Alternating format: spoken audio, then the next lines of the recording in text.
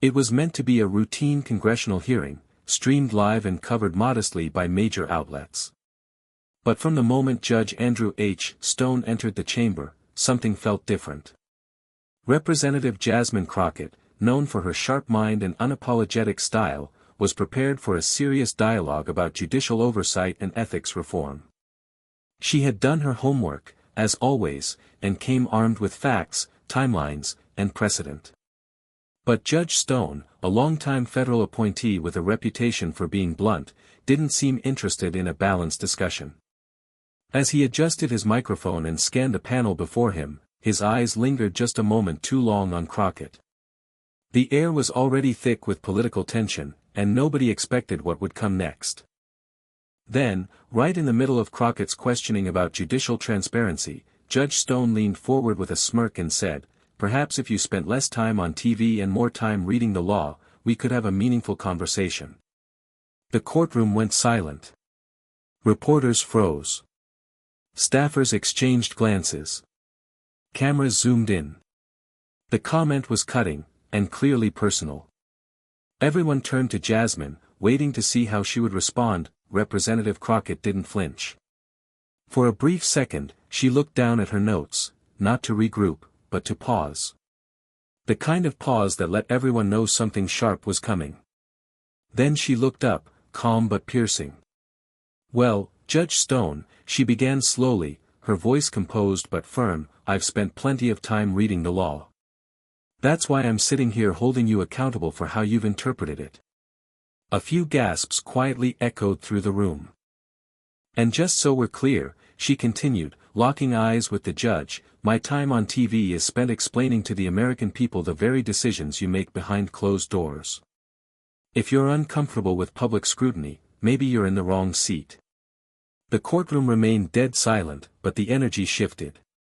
Stone leaned back, visibly stiffening. His earlier smirk had vanished. Members of the committee shifted in their chairs. Crockett wasn't done. "Now," she said, flipping a page in her binder, "if you're finished with your personal jabs, I'd like to get back to the facts, specifically your undisclosed meetings last year. Shall we?" Cameras caught every second. Viewers at home began flooding social media. The hearing had just become must-watch history. Within minutes of Crockett's powerful response, the clip began circulating online. Major news outlets clipped the exchange and broadcast it with headlines like, "Rep. Crockett silences federal judge with one sentence." Stone vs. Crockett, congressional hearing turns ice cold. Back in the chamber, the tension hadn't broken. Judge Stone cleared his throat but offered no apology. Instead, he shifted uncomfortably and tried to return to procedure, saying, "Let's keep the discussion professional." Crockett smiled just slightly. "Glad you agree," she replied without missing a beat. "Because professionalism starts with respect." Behind her, members of the committee, even some from across the aisle, nodded subtly. Though they may not have agreed on everything politically, the personal nature of Stone's earlier jab had crossed a line. Crockett's response had restored control. Outside the chamber, reporters scrambled for statements. When asked about the moment, a Crockett staffer simply said, "She said what needed to be said." But it wasn't just a political moment, it became a cultural flashpoint. Online, young voters praised Crockett's composure and clarity. Legal analysts weighed in, some quietly suggesting that Judge Stone's credibility had taken a hit. What began as a typical oversight hearing had transformed into a national conversation on dignity, power, and how women in leadership are too often underestimated. Until they speak, while the public was still reeling from the viral clip, things were far more intense behind the scenes. Within hours of the exchange, staffers from both parties huddled in private. Some were concerned the hearing had veered off course. Others believed it had revealed something deeper, that Judge Stone's behavior wasn't a one-time incident. Several lawmakers who had worked with Crockett privately expressed support. One senior congresswoman was overheard saying, "She handled him better than most veterans could have." Meanwhile, sources inside the Judiciary Committee revealed that Judge Stone had been warned in the past about his tone during official proceedings. "He has a way of dressing condescension up as formality," one insider said. But that only works until someone calls it out. That someone had clearly been Jasmine Crockett. Stone, for his part, issued a brief statement through his office late that evening. Today's hearing was spirited. I respect the role of Congress in providing oversight. I have no further comment at this time. But the silence said plenty. The committee chair announced an emergency follow-up hearing to review the conduct of federal officials appearing before Congress. It was an unusual move, and one that many believed was a direct result of Stone's behavior being spotlighted on such a large scale. The question wasn't just about Crockett's defense. Now, people were asking, how many other officials like Stone had gone unchecked for years? The day after the hearing, Jasmine Crockett walked into her office to a flood of messages. Thousands of emails. Tens of thousands of social media tags. Support came from law students, working moms, retired judges, people who saw in her not just a politician, but a symbol of balance, strength with dignity.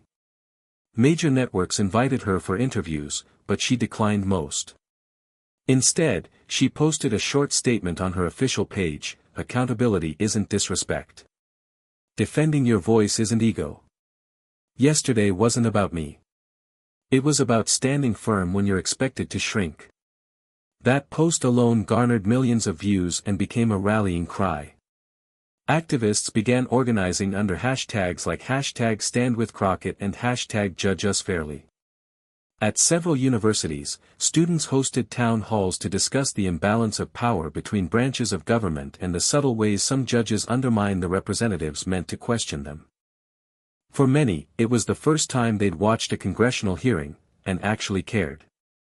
Meanwhile, civil rights organizations released a joint statement applauding Representative Crockett's courage, stating, "She reminded us that challenging the powerful isn't about spectacle, it's about service."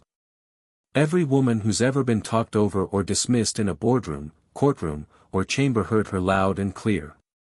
Back at the Capitol, other members of Congress began re-evaluating how they conduct oversight. Crockett had shifted the tone, but also raised the bar. And Judge Stone? He remained silent, but the pressure was just beginning. By the end of the week, Judge Stone found himself under a level of scrutiny he hadn't experienced in his decades-long career. What started as a viral moment had opened the floodgates. Investigative journalists began digging into Stone's past hearings, rulings, and public remarks.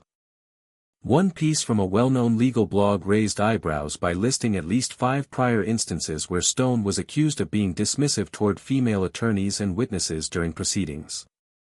None had gained traction at the time. But now, in the light of his exchange with Representative Crockett, a pattern was beginning to emerge. In response, a coalition of nonpartisan watchdog groups submitted a formal ethics complaint to the Judicial Conduct Review Board, citing what they called a troubling display of bias and decorum unbecoming of a federal officer. Stone's defenders, mostly conservative legal voices, pushed back, claiming the backlash was exaggerated. One columnist wrote, "We're punishing judges for being sharp. That's their job." But the tone had shifted. It wasn't just about sharpness, it was about respect, and whether federal officials were being held to the same standard they so often demand of others. Inside his chambers, Judge Stone reportedly canceled several public appearances and issued a moratorium on media interviews. A source close to the judge confessed, he underestimated her. And now he knows it. Meanwhile, Representative Crockett carried on with her committee work as usual. When asked by a reporter if she planned to address the Stone exchange again, she simply said, "I said what I needed to say, and I meant every word." The incident wasn't dying down, it was evolving. Within days, members of Congress from both parties began quietly discussing a bipartisan code of conduct for guest witnesses during hearings, especially judges and appointed officials. While some saw it as symbolic, others believed it could change the tone of future oversight sessions permanently. Representative Jasmine Crockett was invited to co-lead the initiative. Though she hadn't asked for the spotlight, she recognized the opportunity to turn the moment into real reform. "This isn't about ego," she said during a private meeting. "It's about making sure no public servant, elected or appointed, treats accountability like a personal insult.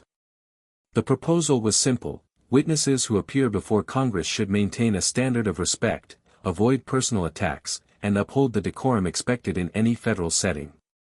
While it wouldn't have legal force, it would serve as an official guideline, and one that could be referenced when future incidents occurred. Meanwhile, a new layer of pressure was growing for Judge Stone. A group of former clerks anonymously submitted testimonies about a hostile work environment under his leadership. While none had spoken publicly, yet, the Internal Judicial Review Board had received the documentation. At the same time, public trust in judicial integrity became a trending topic nationwide. Editorials across newspapers debated the fine line between judicial independence and judicial arrogance. And through it all, Crockett remained measured. No fiery speeches. No media tour. Just focused work, and a quiet momentum that was reshaping how accountability looked in real time. After nearly 2 weeks of silence, Judge Andrew H. Stone finally made a public appearance, but not in a courtroom. He took the podium at a scheduled legal symposium at a university in Washington, D.C. The event had been planned months in advance, but now all eyes were on what, if anything, he would say about the viral moment with Representative Jasmine Crockett. At first, he spoke in vague, academic terms about the delicate balance between the judiciary and legislative branches. But halfway through his remarks, the tension broke. "I regret that my comments during the recent hearing were interpreted as personal," he said, pausing briefly before continuing. "That was not my intent. Still, I recognize the impact of my words and the moment they created." It wasn't quite an apology, but it was the closest anyone had heard from him. He then pivoted, subtly attempting to reframe the narrative. "We live in a time where public discourse is amplified instantly. That should make us all more thoughtful, judges included." Some in the room nodded. Others remained unmoved. Representative Crockett, when informed of the remarks by a journalist, offered a short reply: "Words matter, especially when you're wearing the robe. He's entitled to his explanation. I'm focused on the work." That work continued to gain traction. The proposed conduct code had passed its first internal vote in committee. A new hearing was scheduled to explore broader judicial accountability measures. Meanwhile, Judge Stone returned to his duties, but under far more watchful eyes.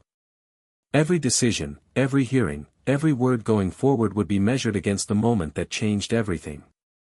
And for many, it was no longer just about one exchange. It was about setting a new standard. The impact of the Stone-Crockett exchange extended far beyond Capitol Hill. In law schools across the country, professors began using the incident as a case study, not just for judicial ethics, but for gender dynamics and power structures in government. Students debated whether Stone's words would have been different if Crockett weren't a young black congresswoman. The question sparked tough, necessary conversations in classrooms that previously avoided them. Civil society responded too. Organizations advocating for transparency and accountability began pushing for more oversight of federal judges. Petitions gained thousands of signatures demanding increased public access to judicial behavior records, something historically shrouded in silence. Cultural voices also weighed in. Prominent authors, journalists, and even actors posted in support of Crockett, praising her calm, controlled defiance as a blueprint for the next generation of leaders. In one now viral podcast, a host summarized the mood perfectly: she didn't just clap back. She educated, commanded respect, and reminded everyone that the bench isn't above questioning, especially when it forgets who it serves.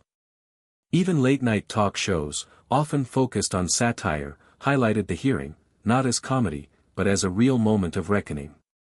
Meanwhile, Judge Stone found himself increasingly isolated within his own circle. Though still active on the bench, sources confirmed he had been encouraged to take sensitivity training, an unusual move for someone of his stature. As for Jasmine Crockett, she remained focused. Never distracted. Never performative. Her office released no new statements. No additional media stops. Just a steady stream of policy work and committee leadership. Yet, her influence quietly expanded, and her name began circulating as a rising star not only in Congress, but in national politics, months after the confrontation between Judge Stone and Rep. Jasmine Crockett. The ripple effects continued to shape Washington. The proposed witness conduct framework, unofficially dubbed the Crockett Clause, passed through committee and gained traction across both chambers. While not legally binding, it served as a formal declaration. Personal attacks in the halls of power would no longer be brushed aside as just strong opinions. Crockett never made the moment about herself. She let others debate, dissect, and discuss. Behind closed doors, she worked on judicial reform bills, co-sponsored transparency measures, and quietly mentored younger congressional aides, especially women, who had been inspired by her composure and confidence. As for Judge Stone, while he remained on the bench, he became notably more reserved during public hearings. Some say the fire in his voice dimmed. Others say he simply learned the cost of unchecked condescension. Either way, he was no longer the figure of untouchable authority he once seemed. What endured wasn't just the viral clip or the headlines, but the atmosphere that followed. More elected officials began pushing back against subtle disrespect. More judges thought twice before making remarks that once went unquestioned. And Jasmine Crockett? She became a symbol, not of defiance, but of discipline. Of power wielded with restraint. Of what it looks like when you don't stoop to someone else's level, but instead raise the entire floor beneath you. In a system built on power and protocol, one woman's refusal to be diminished became more than a moment. It became a movement.